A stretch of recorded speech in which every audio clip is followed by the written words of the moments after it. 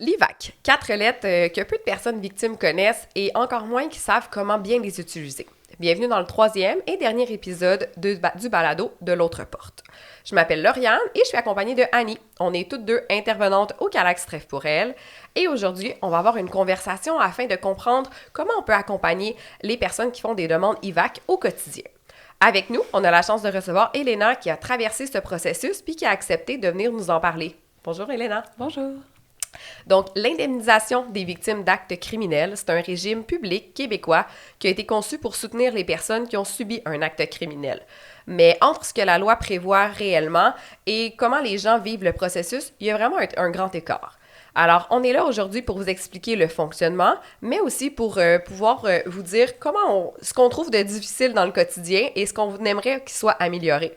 Dans le fond, on est là pour vous dire vraiment la vérité. Alors, peut-être pour commencer, pour mettre la table, Annie, peux-tu me dire un petit peu qu'est-ce que c'est l'IVAC, donc cet acronyme de l'indemnisation des victimes d'actes criminels, qu'est-ce que ça fait, à quoi ça sert? Alors, l'IVAC, c'est vraiment un programme qui sert à offrir du soutien aux personnes qui ont vécu un acte criminel. Donc, dans le cas qui nous concerne à Trèfle pour elle, on parle bien sûr des agressions à caractère sexuel, qui est une forme d'acte criminel, mais il faut comprendre que l'IVAC, c'est quelque chose de beaucoup plus large que ça, qui couvre toutes les formes d'actes criminels. Donc, c'est à partir de la loi de l'ABVIC que l'IVAC prend sa place. Puis l'IVAC, c'est vraiment un régime qui va faire le lien entre l'acte criminel, les blessures qu'a subi la personne et les traitements, donc les besoins que la personne va avoir pour se rétablir à la suite de l'acte criminel. De façon vraiment simple, comment je l'explique aux personnes que j'accompagne, c'est l'IVAC, on a l'impression des fois qu'on doit faire une demande, qu'on doit quémander de l'aide à l'IVAC. L'IVAC, c'est un droit pour toute personne qui a subi un acte criminel.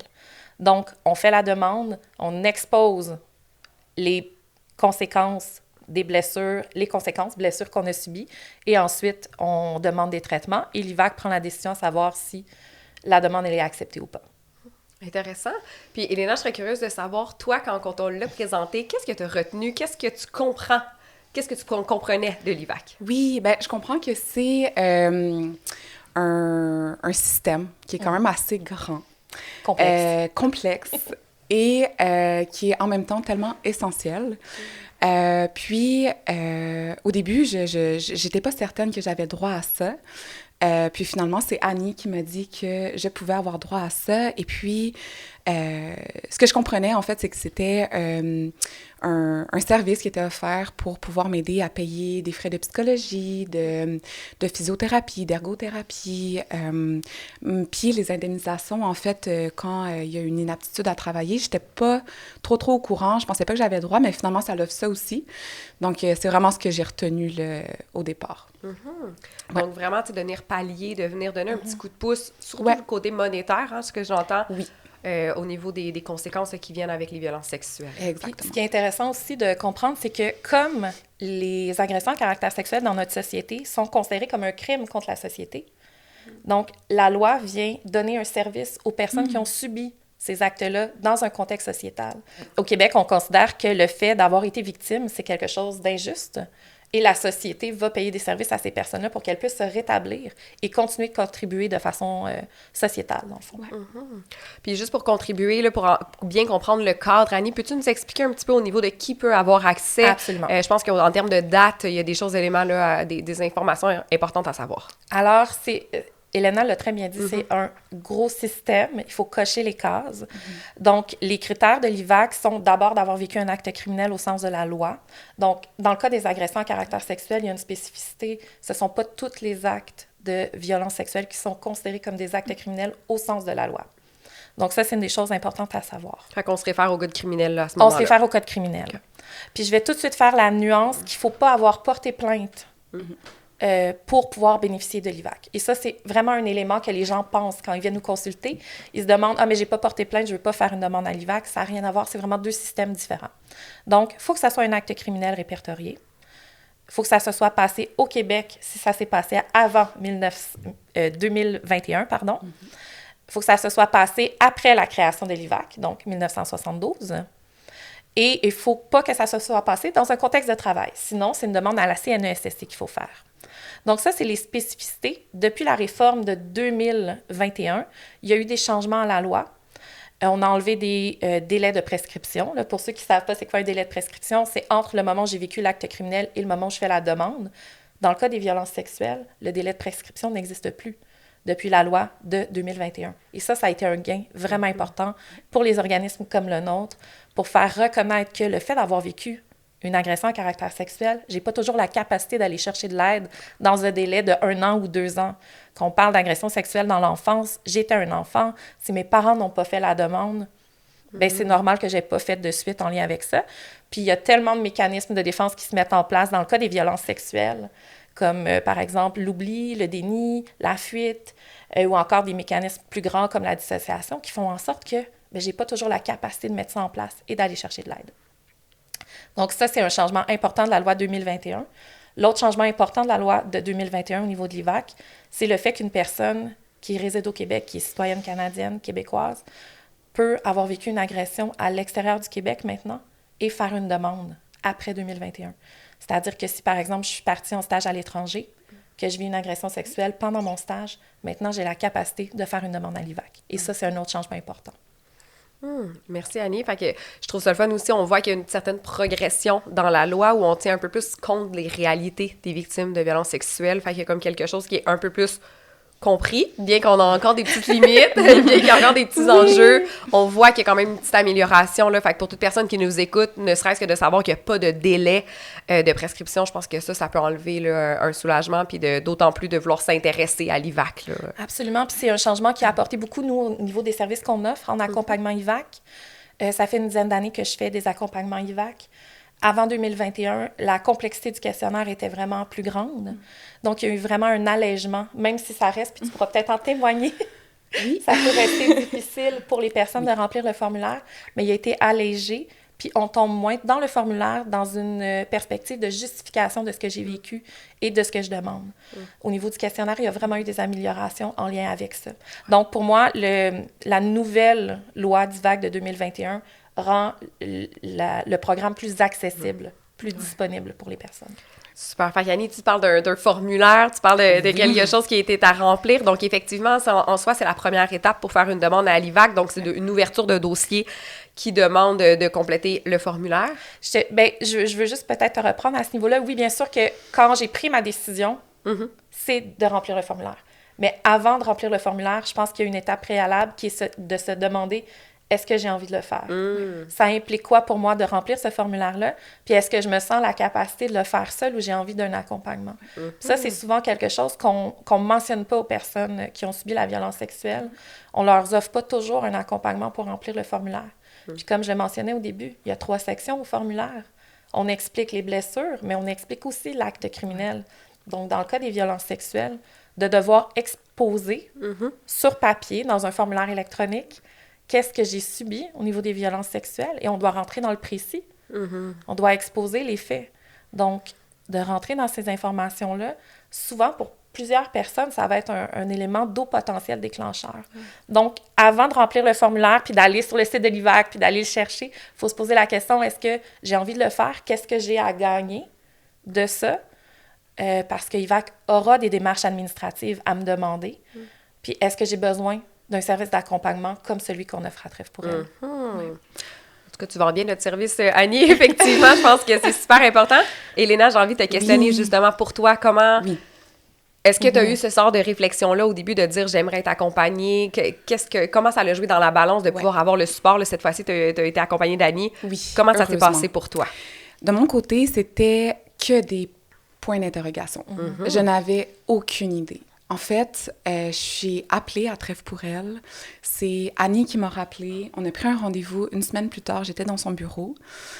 Puis, je pensais pas du tout que ça allait évoluer jusqu'à aller à l'IVAC, en fait. Aucune idée. Je pensais même que l'IVAC était seulement pour les gens qui avaient fait des plaintes, des démarches, en fait, judiciaires. Donc, j'étais vraiment méconnaissante là-dessus. Puis, c'est vraiment Annie qui m'a reflété, en fait, que j'avais une liste de symptômes de choc post-traumatique. Bien qu'elle n'est pas médecin, elle était capable de voir les impacts réels que j'avais. Ça a été la première étape.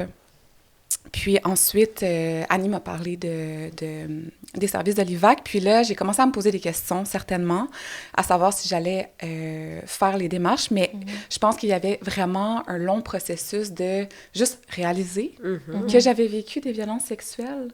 Dans mon cas, c'était avec mon ex-mari. Donc, c'était hyper confrontant. Puis, en fait, je me retrouvais... ça a été un peu par... comment je dirais? Je vais dire le mot, c'est ce qui me vient à l'esprit, mais par désespoir, en fait, que je suis allée vers l'IVAC parce que j'étais intervenante dans un collège pour les étudiants. Puis, mon contrat allait finir bientôt, puis je ne me sentais plus capable de le renouveler, même s'il m'a été offert. J'arrivais plus à dormir, j'avais des flashbacks. Depuis que je m'étais ouverte à Annie, en fait, ça a été la première personne à qui j'en ai parlé dans mon histoire.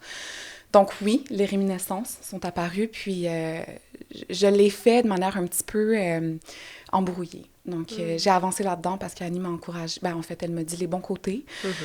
Puis je me suis dit, OK, je vais l'essayer parce que je pense que c'est tout ce qui me reste comme option en ce moment. Donc voilà. C'est vraiment beau comment tu le partages, justement, parce que quand les gens viennent dans notre bureau, tu sais, moi, souvent, comment j'explique les services qu'on offre à Trèfle pour elle, c'est que le moment où j'ai quelqu'un devant moi, où j'ai quelqu'un au téléphone, c'est maintenant que la personne a besoin d'aide. C'était pas il y a 2 mois, c'est pas dans 3 mois, c'est maintenant. Donc, oui, l'écoute joue vraiment pour beaucoup, là, tu sais, d'avoir de l'espace pour accueillir la personne. L'IVAC devient, pour les organismes comme le nôtre, aussi une option concernant nos listes d'attente. Donc, malheureusement, on n'a pas pu offrir un... Bien, j'ai accueilli Elena, je lui ai offert l'espace qu'il fallait, on a pris le temps qu'il fallait, mais pour le service plus détaillé, nous qui est groupe de soutien, on n'a pas la capacité de l'offrir dans la semaine qui suit. Il y a malheureusement des délais d'attente parce qu'il y a beaucoup de demandes. Donc, l'IVAC, pour moi, devient de plus en plus une option qu'on peut... Là, j'aime pas le mot « encourager » parce que je veux pas encourager. Je travaille pas pour l'IVAC. Non. Exactement. Donc, devient une option à évaluer pour les personnes. Puis ça sera vraiment à elle de dire « oui, j'ai envie, non, j'ai pas envie, qu'est-ce que ça pourrait m'apporter? » Puis on va le réfléchir ensemble. Vraiment. Puis justement, tu parles des délais, ça me fait penser à quoi on s'attend avec l'IVAC en termes de délais, en termes de procédure. Qu'est-ce que tu peux nous dire là-dessus, Annie? Mais en fait, c'est que les délais sont très, très, très, très, très variable. Puis je sais pas, toi, dans stratégie, ça a pris combien de temps? Ah oui, ça a pris 6 mois. Mais on me disait à chaque 2 semaines, dans 2 semaines, on vous le dit. Dans 2 semaines, on vous le dit. Donc, tu les as rappelés à chaque fois? Je les rappelais. Ah oui, oui, oui. Puis là, quand tu dis on vous le dit, c'est de savoir si le dossier est accepté ou non. Là. Fait qu'on est dans juste une porte qui s'ouvre. Là. Exactement. Donc, on m'a confirmé qu'on avait reçu ma déclaration. En fait, ça arrive quand même assez rapidement dans le délai. Oui. Donc, à partir du moment où on remplit le formulaire, on peut recevoir la lettre. Donc, IVAC fonctionne encore par du courrier. Donc, on pourra parler plus tard des limites. Donc, pour certaines personnes qui n'ont pas accès, par exemple, à un domicile fixe, ça peut être un enjeu. Mais donc, fonctionne par courrier. Donc, la lettre officialisant le fait d'avoir reçu le formulaire, elle arrive dans un délai de 1 ou 2 semaines. Exactement. Habituellement, avec le numéro d'IVAC de la personne, mais on n'a pas encore la lettre d'acceptation. Au niveau de l'acceptation, je vous dirais que c'est extrêmement variable dans mon expérience, puis on pourra regarder avec la tienne comment ça a été. C'est de quelques semaines à plusieurs mois. Donc, dans certains dossiers, ça va être 3 semaines, dans d'autres dossiers, ça va être 9 mois. Mais ce qui est important dans ce que tu dis, c'est vraiment un des points sur lesquels je trouve qu'il faut miser. Tu disais, je les ai appelés et appelés et appelés. Malheureusement, je note que quand moi j'appelle, je fais un suivi de dossier, bien, la réponse va arriver plus rapidement. Ou quand la personne appelle elle-même pour voir où ça en est, la réponse va arriver plus rapidement que quand il n'y a pas de relance concernant un dossier d'IVAC. Puis on le comprend, IVAC, chaque agent a des milliers de dossiers à gérer, mais ça, c'est une des lacunes. C'est une des lacunes parce que ça prend une certaine proactivité pour avoir un dossier qui va de l'avant. Tout à fait. Puis je pense que là, on peut peut-être tomber dans l'ordre des, à quelque part, un peu des privilèges, tu sais. J'ai la chance d'avoir un réseau de soutien. J'ai la chance de m'exprimer en français facilement. J'ai la chance d'avoir été formée, d'avoir fait mes études en travail social, d'avoir travaillé là-dedans. Donc, je sais un peu c'est quoi la défense de droit, puis tu sais, c'est quoi stand-up. En fait, se lever devant une institution. Mais je pense que si j'avais pas eu ça, j'aurais laissé tomber. J'étais... c'est ça. J'étais endettée, en fait, parce que j'arrivais plus à travailler. Je m'appauvrissais à chaque 2 semaines. Qu'on me disait, ça va être dans 2 semaines, ça va être dans 2 semaines. Ben, je continuais à payer mon loyer, ma nourriture, mais j'avais pas de revenus parce que j'étais incapable de travailler. Donc, je remplissais ma carte Visa, puis heureusement que j'ai eu des proches qui m'ont dit « Elena, continue à appeler, t'as le droit, vas-y. » Et que j'avais Annie aussi pour me dire « Normalement, tu sais, ils ont eu ton dossier, ça va, tu sais, c'est sûr, tu pouvais pas parler pour eux, mais je me sentais quand même soutenue, tu sais, ne serait-ce que symboliquement, de savoir qu'il y a quelqu'un, un organisme qui est là pour moi et que j'étais en attente de faire un groupe de soutien aussi. Donc, psychologiquement, tu sais, ça m'aidait. Mais je pense que malheureusement, ces délais-là qui sont très incertains, ça fait qu'on perd des gens. Puis je pense qu'il y a des gens qui... Oui, il y a des personnes qui vont se décourager de ces délais-là parce que exactement. Vont trouver d'autres façons de subvenir à leurs besoins, d'autres façons d'avoir accès au traitement que par IVAC. Exactement. Puis parfois, je me trouve en groupe de soutien avec des personnes qui me disent « Ah, moi, j'ai déjà fait une demande IVAC, mais ça fait 2 ans, puis j'ai pas de nouvelles, je sais pas qu'est-ce qui s'est passé. » Donc, dans l'accompagnement qu'on offre à Trèves pour elle, il y a la portion rédaction, mais il y a aussi une portion qui est vraiment importante, qui est le mandat de représentation. Dans ta situation, j'ai pas eu à l'utiliser, hein? C'est toi qui as fait tes démarches de façon autonome. En fait, pour remplir le formulaire, tu m'avais aidé. J'ai dicté, en fait, toute mon histoire, puis toi, tu l'as mis en mots. Tu me l'as lu et j'ai confirmé, j'ai consenti à tout ce qui était écrit. Mais par la suite... Tu as fait toi-même la représentation auprès de l'IVAC. Puis ça, c'est une lourdeur pour les personnes victimes de devoir faire cette représentation-là. Donc, nous, ça fait partie des changements qu'on a fait au niveau de notre service d'accompagnement. On offre de plus en plus cet accompagnement-là pour faire le pont à IVAC, faire les relances. Ah, c'est génial. Oui, puis expliquer aussi dans la... On pourra revenir sur le... J'ai l'impression qu'on va dans tous les sens un petit peu. Tu nous structureras. Mais... au niveau de la prise en charge par l'IVAC, si on revient sur les étapes, on pourra les faire plus clairement après. Mais au niveau de la prise en charge des besoins, c'est quelque chose qu'on peut faire pour la personne maintenant aussi. Okay. Donc, de vraiment s'asseoir avec IVAC au téléphone, puis leur exposer, la personne demande tel besoin parce qu'il y a telle conséquence, puis de faire ces liens-là. C'est quelque chose qu'on fait aussi de plus en plus. Ça enlève une grande charge mentale pour les personnes qui essayent de se lever. Oui. Passer au travers de leur journée. Effectivement, parce que souvent, c'est le quotidien qui va être affecté. Fait que d'ajouter ces charges-là, d'ajouter ces appels, d'être disposé, d'être disponible, d'avoir le français, comme de bien maîtriser le français pour gérer aussi cette paperasse-là qui vient avec. Je pense que ça met d'autant plus en valeur le service d'accompagnement puis le fait d'être épaulé, que ce soit par un organisme ou par des proches. Je pense qu'il y a quelque chose à ne pas négliger quand on fait une demande à l'IVAC. On a parlé un petit peu au niveau de tous les services dont tu as pu bénéficier. Est-ce que tu veux nous remettre un petit peu en lumière? Puis Annie, tu pourras compléter un peu pour mettre un peu la table à savoir qu'est-ce que j'aurais le droit si jamais mon dossier est accepté avec l'IVAC. Fait que de ton côté, Elena, à quoi tu as eu le droit? Oui, je suis contente que tu me poses la question parce que je tiens vraiment à le mentionner. L'IVAC, le fait d'avoir accès au service a complètement changé le cours de ma vie. C'est incroyable. Je souhaiterais que toutes les personnes victimes puissent avoir accès parce que c'est fou. J'ai eu accès, premièrement, à des indemnisations financières parce que j'étais inapte à travailler. J'ai aussi eu droit à des services d'ergothérapie payés complètement pour m'aider, en fait, à reprendre pouvoir sur mon quotidien. Parce que le choc post-traumatique, ça l'affecte vraiment ton fonctionnement.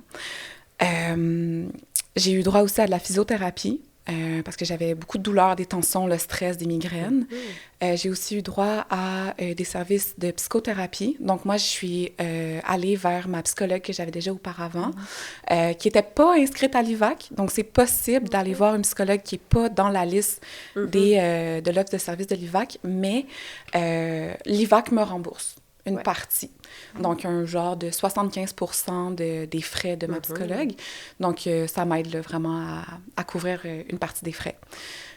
Puis, c'est ça. Ah, j'ai aussi eu droit à des séances de yoga. Ça a été prescrit par ma médecin et ma physiothérapeute.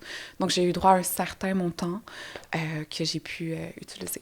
Donc, wow, c'est vraiment significatif. C'est dans ton processus, puis dans toute l'aide dont tu peux bénéficier, les professionnels aussi là, qui peuvent te soutenir là-dedans. Au niveau du day-to-day, est-ce que pour les paiements, comment ça se passe quand tu arrives chez un professionnel puis que tu es couverte par l'IVAC, est-ce que c'est toi qui payes, tu te fais rembourser, c'est le professionnel?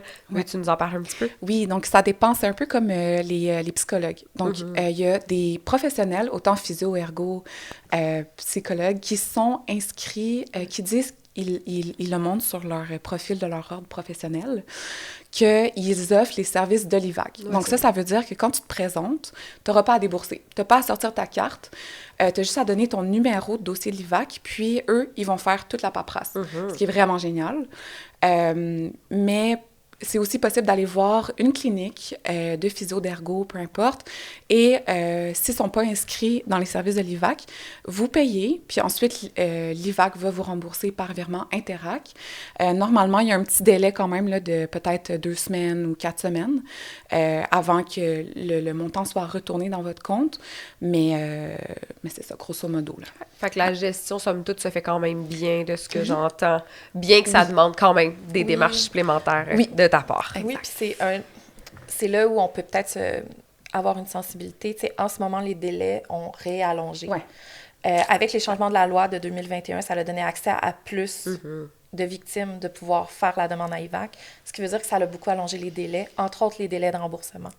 Donc, le portrait que j'ai actuellement n'est malheureusement pas un portrait là, aussi positif que Elena a pu le vivre dans son parcours. Les remboursements se font attendre parfois.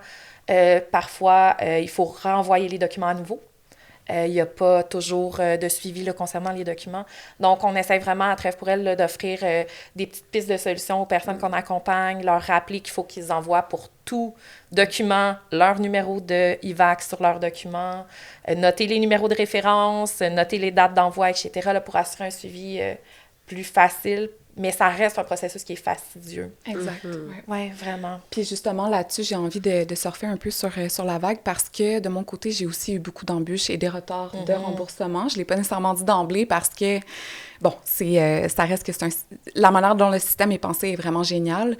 Mais en effet, il y a vraiment beaucoup de retards. Par exemple, j'ai eu un délai de 4 mois de remboursement pour les frais psychologiques et j'ai dû en parler à ma psychologue et dire on va devoir arrêter parce que je ne peux plus te payer. Je suis désolée, j'avais comme une grosse somme là, qui montait dans les centaines et centaines, qui n'avait pas été remboursée. Puis c'est ça. Donc, puis j'étais vraiment vulnérable à ce moment-là.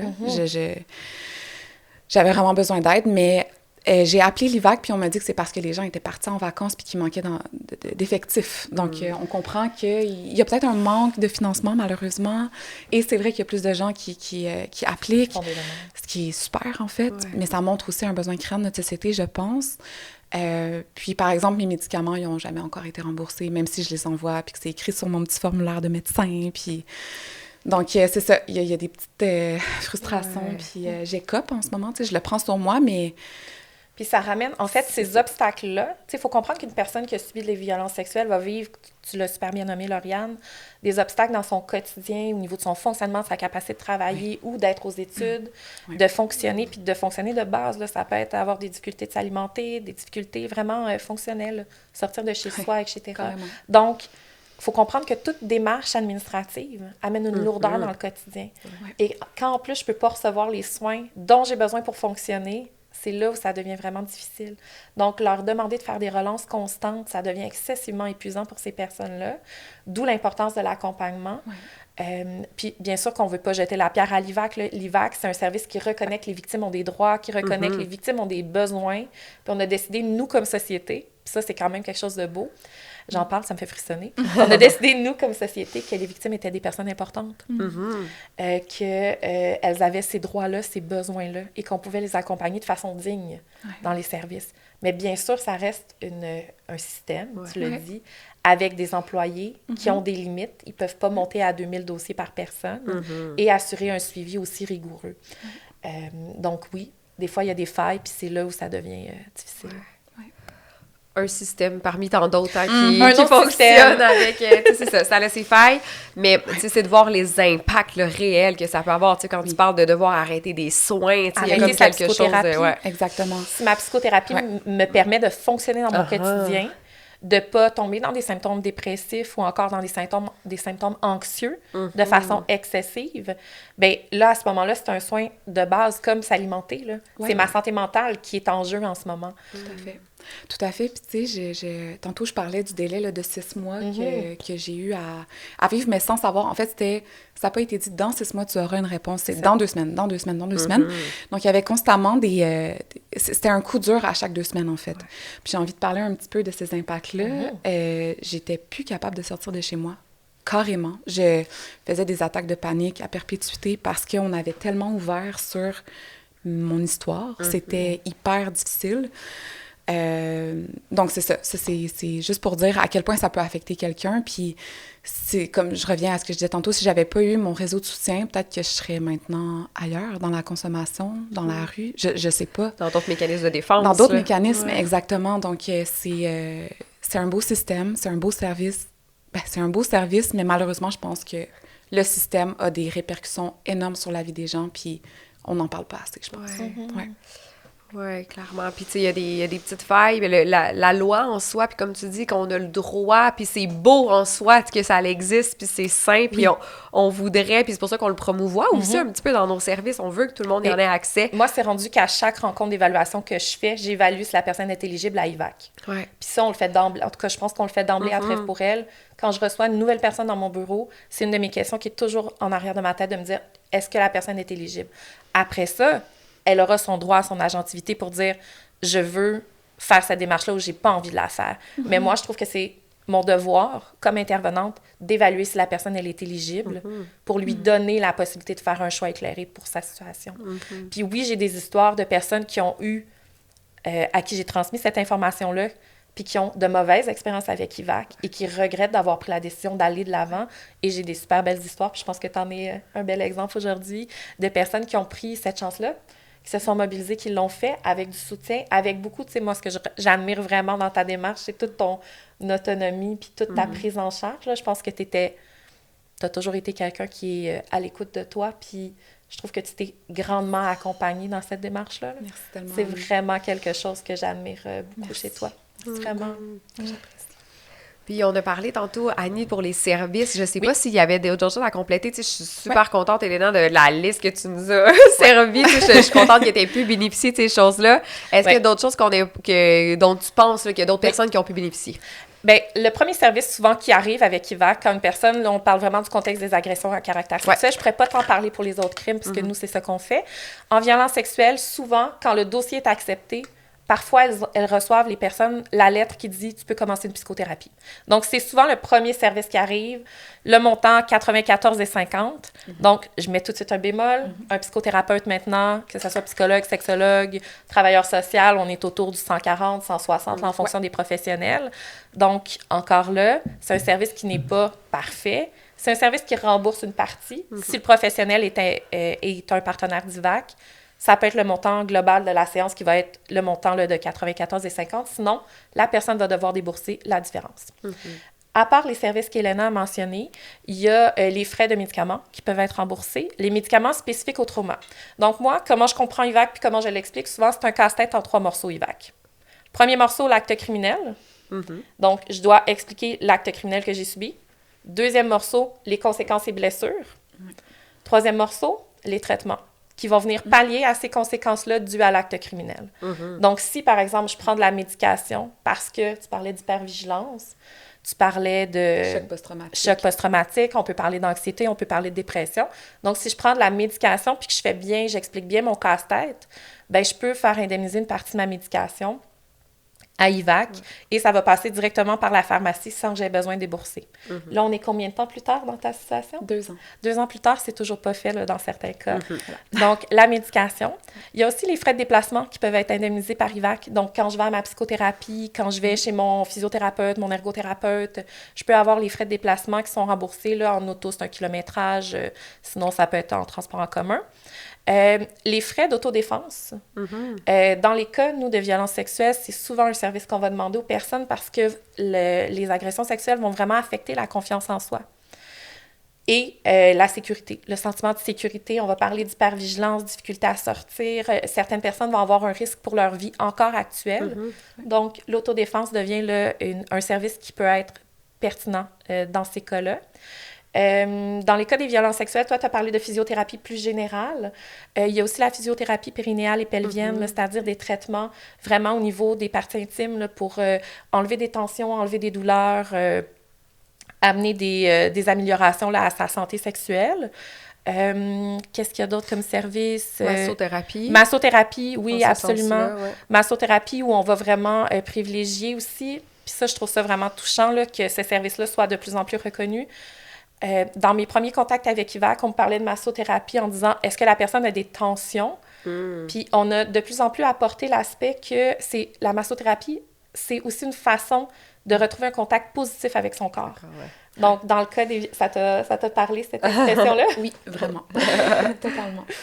Donc, la reconnexion avec le la corps. reconnexion avec le corps. Les toucher. Une agression sexuelle, c'est quoi? C'est quelqu'un qui vient prendre possession de mon corps. Peu importe les types de gestes qui sont posés, c'est une intrusion dans mes limites. Donc, de retrouver un contact avec soi qui est positif, qui me permet de retrouver des limites, la capacité de nommer aussi, de m'affirmer par rapport aux tensions, par rapport aux pressions qui sont faites par le massothérapeute. Donc, c'est vraiment un service qui est essentiel aussi. Encore là, c'est un service qui est couvert avec un pourcentage. Donc, on parle d'environ 50 $ par massage, alors qu'un massage en massothérapie, là, on est plus encore là autour de 115, 120, 130. Donc, ce sont des services auxquels la personne a droit, mais qui sont couverts dans une portion.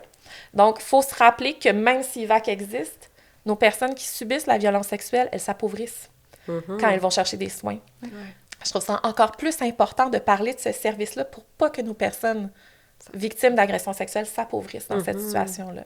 Puis d'aller chercher toute l'indemnisation qui est possible, chaque dollar possible. Fait que j'entends aussi, tu sais, beaucoup dans la démarche, justement, le fait de faire valoir ou, tu sais, de mettre en lumière. Fait que je pense qu'il y a quelque chose aussi dans notre accompagnement qu'on peut offrir, de mettre en lumière c'est quoi les conséquences et comment tel ou tel soin pourrait venir absolument pallier ou aider. Fait que je pense qu'il y a comme quelque chose aussi d'autant plus de mettre en lumière le fait d'être accompagné, de se défendre aussi. Il y a un petit peu, tu parlais de défense de droit, il y a un mélange d'accompagnement. Pour moi, le service d'accompagnement IVAC qu'on offre au Calax Trêve pour elle, c'est un service comme en 3 volets. On offre d'abord, c'est soutien, écoute. Puis j'espère que c'est ça qui est priorisé aussi. Parce que se dévoiler au niveau des violences sexuelles, c'est un processus en soi. IVAC amène à nommer les faits, à exposer mon histoire d'acte criminel, mon histoire de violence sexuelle, à la coucher sur papier. Donc, ça prend de l'écoute, ça prend du soutien. La deuxième partie de notre accompagnement, c'est vraiment un accompagnement technique. Donc, ça veut dire quoi? Je sais quoi remplir, je sais comment le remplir. Je sais là où il faut aller de façon obligatoire. Puis je donne un exemple concret. Dans la partie du formulaire, je n'ai pas le choix d'exposer les gestes qui ont été posés. Je ne sais pas si je peux me permettre, ou on fera un trigger warning, là, je ne sais pas, vous me direz. Mais si, par exemple, j'ai vécu des attouchements sexuels, je vais devoir dire où je les ai subis, ces attouchements sexuels-là, sur quelle partie de mon corps. Donc ça fait partie de l'obligation dans l'IVAC. Donc moi, je connais ces obligations-là. Donc c'est mon rôle, j'ai un rôle technique. Envoyer les bons papiers, encourager la personne à appeler, faire ses suivis, gérer la partie administrative. La dernière portion, c'est de la revendication. C'est de la défense de droit. Donc soit en faisant des mandats de représentation auprès d'IVAC, ou encore en faisant des lettres d'appui. Donc, dans plusieurs démarches IVAC que je fais avec les personnes, souvent, j'écris une lettre au médecin que la personne va rencontrer pour aller chercher son papier officiel de diagnostic qui va expliquer que la personne, c'est difficile pour elle d'ouvrir ce sujet-là. Je peux faire une lettre au psychothérapeute ou encore au professionnel physiothérapeute, peu importe. Donc, on peut faire des lettres d'appui qui viennent aider la personne à accompagner à être accompagnée dans sa démarche, ou encore une lettre de contestation pour une décision d'IVAC. Malheureusement, notre service ne va pas plus loin que ça. C'est-à-dire que je ne peux pas prendre en charge complètement les besoins de la personne. C'est pas moi qui peux envoyer les factures de médicaments. C'est pas moi qui peux faire les relances constamment à IVAC sur ces sujets-là. Puis je peux pas non plus accompagner quelqu'un dont la décision a été refusée et qui veut aller au tribunal administratif du Québec, le TAC. Moi, je peux pas faire ça comme intervenante. Donc, nous, on s'est vraiment centré sur l'accompagnement de la démarche dans une posture là, initiale. Puis je pense que c'est intéressant que tu nommes, tu sais, que c'est au début. Puis je pense que pour quiconque, peut-être qui écoute ce podcast, puis qui se dit hey, « je pense que j'aimerais ça, moi aussi, appeler Trêve pour elle » ou un organisme pour hommes, si c'est pas à Trêve pour elle. Mais de prendre exemple sur comment est-ce qu'on fait pour défendre sa position, parce que je dois vous avouer que tout au long, même une fois que j'ai été acceptée, j'ai vécu une certaine incohérence de la part des agentes. J'ai eu des informations, finalement, c'était démenti, finalement, c'était pas vrai, finalement, c'était ça. Je pourrais vous en parler tantôt, mais il a fallu que je continue à me défendre. Donc, je pense que pour quiconque qui fait appel au service, ça vaut la peine, en fait, de parler, de les appeler puis de le faire, parce que c'est important, c'est nos droits. Puis, voilà. Effectivement. Puis même, tu sais, le formulaire amélioré de 2021 nous permet de moins tomber dans la justification.